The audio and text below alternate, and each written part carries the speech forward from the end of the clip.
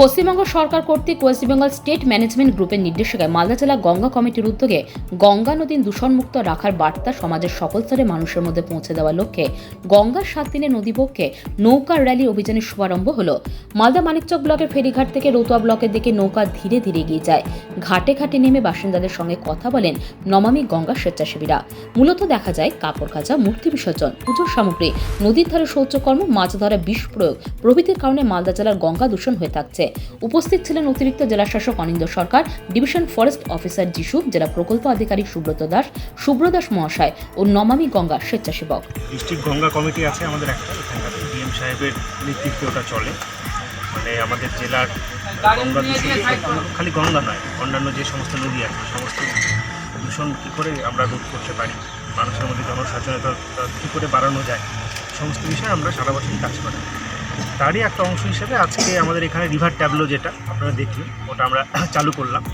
এটা জেলার ঘাটে ঘাটে ঘুরবে এবং সমস্ত যে জনসাধারণ তার মধ্যে সচেতনতা বাড়ানোর চেষ্টা করব। মূলত ধরুন আমরা যেটা যদি দেখি যে গভর্নমেন্টের তরফ থেকে অনেক কাজ হচ্ছে, কিন্তু সেই কাজটা যেটা আমরা কোনো একটা কাজ করলাম সেটা ধরে রাখাটা খুব গুরুত্বপূর্ণ, এবং সেটা তখনই সম্ভব হবে যখন মানুষ সজাগ হবে, মানুষ সচেতন হবে।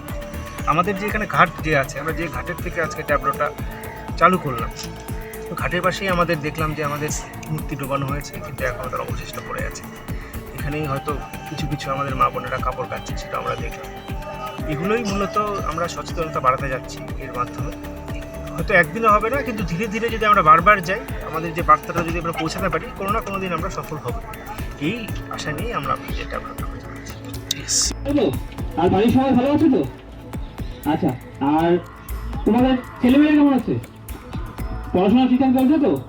হ্যাঁ, মনে রাখবেন, শিক্ষা হচ্ছে আমাদের জাতির মেরুদণ্ড, আর এটি প্রতিটি শিশুর মৌলিক অধিকার, আর আমাদের কর্তব্য তাদের মৌলিক অধিকার ফিরিয়ে দেওয়া, কারণ তারাই তো এই সমাজের কাণ্ডারি, সমাজের ভবিষ্যৎ, দেশের ভবিষ্যৎ, দশের ভবিষ্যৎ।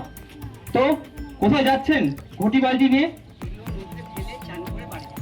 ও আচ্ছা আচ্ছা আচ্ছা আচ্ছা আচ্ছা, মানে ওই রথ দেখা হবে, কলা বেচা হবে, মানে ওই গঙ্গার জলে আবর্জনা ফেলে গঙ্গাকে দূষিত করা হবে, আবার ওই গঙ্গায় ডুব দিয়ে পবিত্র হওয়া যাবে।